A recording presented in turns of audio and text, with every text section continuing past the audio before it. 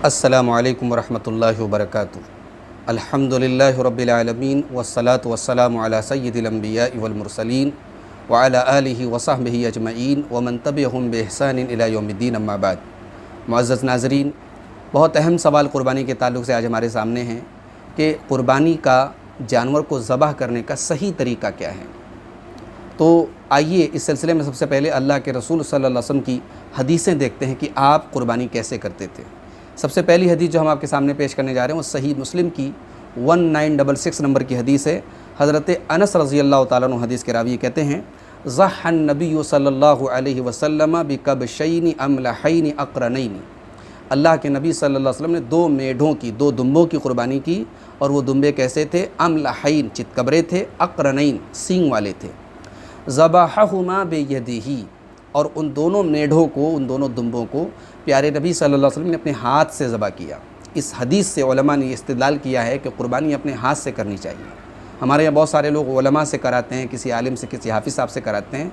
कोई हरज की बात नहीं, करा सकते हैं, लेकिन सबसे अफजल और बेहतर है कि आदमी ख़ुद ज़बह का तरीक़ा सीखे और ख़ुद क़ुरबानी की दुआ याद कर ले और ख़ुद अपने हाथ से क़ुरबानी करे। तो प्यारे रसूल सल्लल्लाहु अलैहि वसल्लम ने अपने हाथ से क़ुरबानी की। वसम्मा व कब्बरा, और बिस्मिल्लाह अल्लाहु अकबर आपने पढ़ा।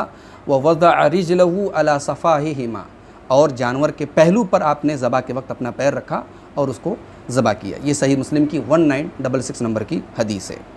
दूसरी हदीस देख लेते हैं इसी के बाद, सही मुस्लिम 1967 1967 नंबर की हदीस है। उम्मुल मोमिनीन हज़रत आयशा रज़ी अल्लाह ताला अन्हा हदीस की राविया हैं, कहती हैं कि प्यारे रसूल सल्लल्लाहु अलैहि वसल्लम ने हुक्म दिया बिकबशिन अक़रना, कि एक सींग वाला दुम्बा लाया जाए, यतऊफ़ी सवादिन, जो काले में चलता हो, यानी उसका पैर जो है उसमें पैर में कालापन पाया जाता हो।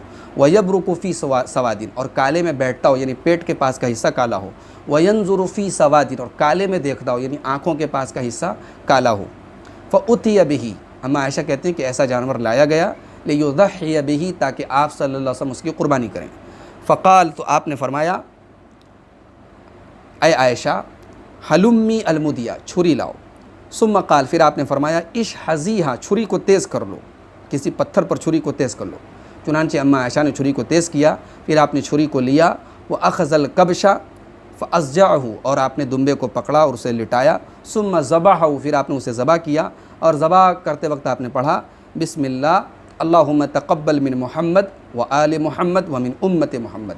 ऐ अल्लाह, इस क़ुरबानी को मोहम्मद सल्लल्लाहु अलैहि वसल्लम की तरफ से और आले मोहम्मद की तरफ से और उम्मत मोहम्मद की तरफ से कबूल फरमा। तो नाज़रीन, इन दोनों हदीसों को सामने रख कर के एक बात ये मालूम हुई कि क़ुरबानी करते वक्त हम जो है बिस्मिल्लाह अल्लाहु अकबर या बिस्मिल्लाह वल्लाहु अकबर, दोनों अल्फाज हदीसों से साबित है, ये पढ़ेंगे। और उसके बाद हम जो दुआ पढ़ेंगे बहुत ही सिंपल और आसान दुआ है।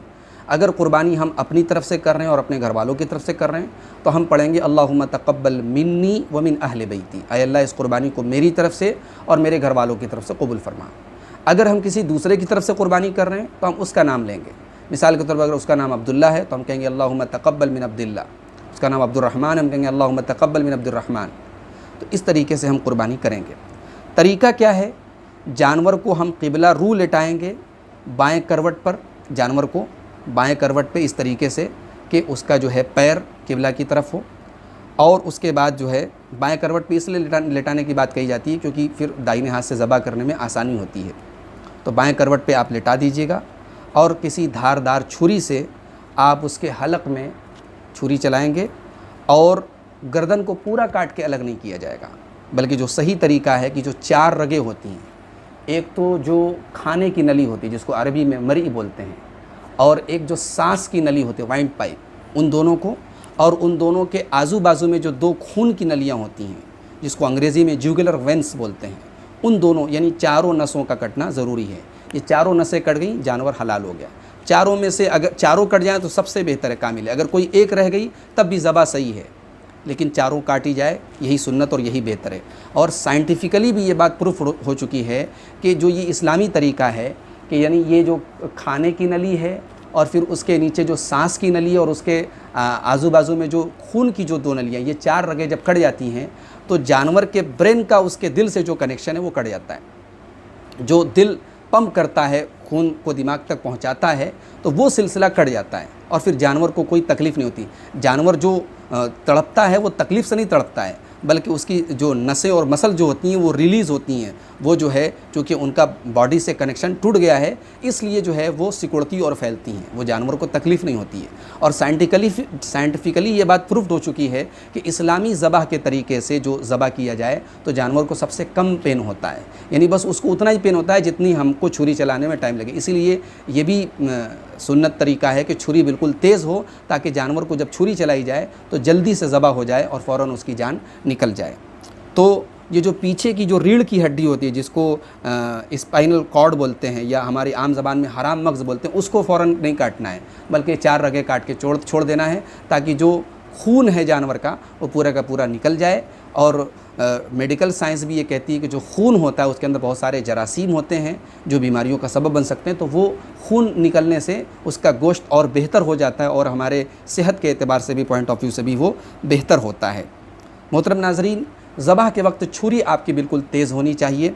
अल्लाह के प्यारे रसूल सल्लल्लाहु अलैहि वसल्लम फरमाते हैं, सही मुस्लिम की 1955 नंबर की रिवायत है, आपने फरमाया इन्नल्लाह कतबल एहसान अला कुल्ल शै, अल्लाह ताला ने हर चीज़ के साथ एहसान का हुक्म दिया है।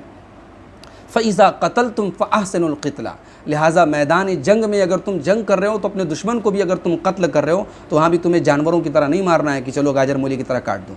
कत्ल करने का जो सिंपल तरीका है, दुश्मन आपके सामने आपने कत्ल कर दिया। व इज़ा ज़बहतुम फ़अहसिनु ज़िबहा, और जब तुम जानवर को ज़बह करो तो ज़बह भी अच्छी तरीके से करो, एहसान के साथ करो।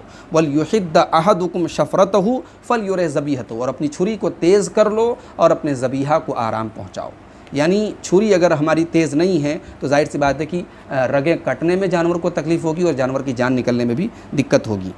ज़बह होते ही जब नस कट जाती है तो जिस नस से दिमाग को तकलीफ़ का एहसास होता है वो नस जो है कट जाती है और उसके बाद जो है जानवर को कोई तकलीफ़ नहीं होती है। तो ये जो झटका आपने देखा होगा, आप यूट्यूब पर वीडियोज़ वगैरह देख सकते हैं कि जो फ़ौरन जो है जानवर के ऊपर से, यानी यहाँ ये वाली जो पीछे की हड्डी है, रीढ़ वाली हड्डी, उस पर जो छुरी चला करके पूरी गर्दन झट से अलग कर देते हैं, वो तरीका जानवर के लिए बेहद तकलीफ़देह है। और इसको बाकायदा डॉक्टरों ने रिसर्च करके इसको देखा है और उन्होंने भी इस बात को तस्लीम किया है कि जो हलाल तरीक़ा है, जो इस्लामी तरीक़ा है जानवर को ज़बह करने का, वही सबसे बेहतरीन तरीक़ा है। तो मुअज़्ज़ज़ नाज़रीन, मैं उम्मीद करता हूँ कि ज़बह का तरीका आप समझ गए होंगे। दुआ बहुत आसान है, अल्लाहुम्मा तक़ब्बल मिन्नी व मिन अहले बैती, अगर आप अपनी और अपने घर वालों की तरफ से कुर्बानी कर रहे हैं, बिस्मिल्लाह अल्लाहु अकबर, अल्लाहुम्मा तक़ब्बल मिन्नी व मिन अहले बैती। और अगर ये दुआ आपको याद नहीं है तो भी कोई हरज की बात नहीं, आप सिर्फ बिस्मिल्लाह अल्लाहु अकबर पढ़ करके आप कुर्बानी कर दें, इंशाअल्लाह आपकी कुर्बानी हो जाएगी। जो बाकी दुआ है वो मुस्तहब है, आप दिल में भी नियत कर लें कि अल्लाह इस कुर्बानी को मेरी तरफ से, मेरे घर वालों की तरफ से कबूल फरमा ले, तो कोई हरज की बात नहीं। बाकी किबला रुख लेटाना, बाएँ करवट लेटाना, वो तमाम चीज़ें भी मुस्तहब के दायरे में। अगर कोई चीज़ आगे पीछे हो गई, कुछ फ़र्क हो गया तो कोई हरज की बात नहीं, कुर्बानी में इंशाअल्लाह आपके कोई कमी नहीं होगी। बहुत ज़्यादा घबराएं नहीं, परेशान ना हो, अपने हाथ से कुर्बानी करें। अल्लाह ताला हम सबको सही तरीके से, सुन्नत तरीके से कुर्बानी करने की तौफ़ीक़ अता फ़रमाए। आमीन। व आखिरु दावाना अनिल हम्दुलिल्लाहि रब्बिल आलमीन।